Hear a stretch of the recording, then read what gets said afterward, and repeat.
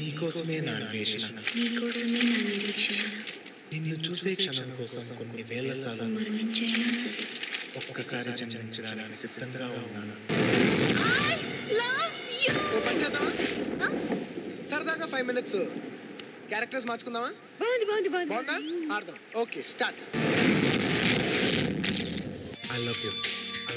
ఏంటయ్యా, ఏంటి నీ ప్రాబ్లం? అదే నా ప్రేమను ఫీల్ అయ్యారో లేదో కనుక్కుందామని. ఇంటికి నన్ను ఏం చేయమంటావు? హే, మీరు నన్నే లవ్ చేయక్కర్లా, జస్ట్ ఫీల్ మై లవ్. నా ప్రేమను కొంచెం ఫీల్ అయితే చాలు.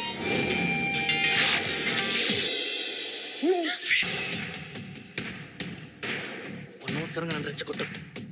నువ్వు ఈ కాలేజీలో చదవాలంటే గీత వైపు చూడకూడదు, గీతతో మాట్లాడకూడదు.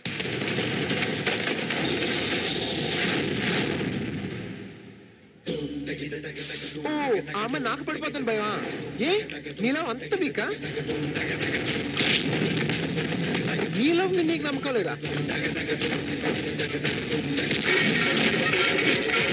నీకు నమ్మకం లేదంటే చెప్పు, నేను ఇప్పుడే డ్రాప్ అయిపోతాను. చూడు బాస్, నా ఒంటి మీద ఒక్క దెబ్బ పట్టా నీ ప్రేమ మీద నీకు నమ్మకం లేనట్టే.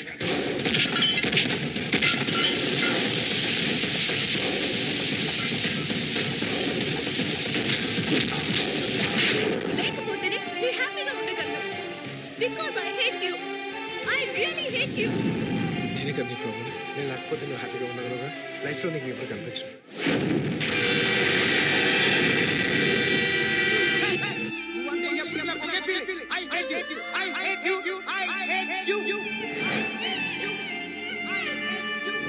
ఇన్నాళ్ళు మన పరిచయంలో ఎప్పుడైనా ఒక్కసారైనా నన్ను ప్రేమించాలనిపించలేదా? నా మీద ఇంత ప్రేమ కూడా కలగలేదా? నువ్వు నాకు ముందే ఎందుకు పరిచయం కాకూడదు?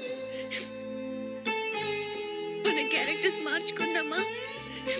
నువ్వు గీత, నేను ఆర్య. కొంచెం బీట్ మార్చండి రా బాబు.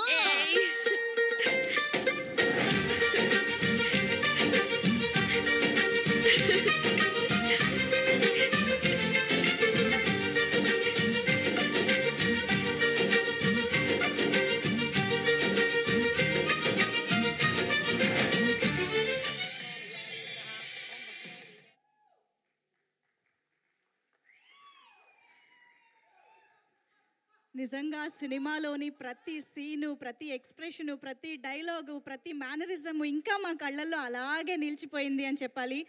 Yes, here we have a rock star DSP గారు.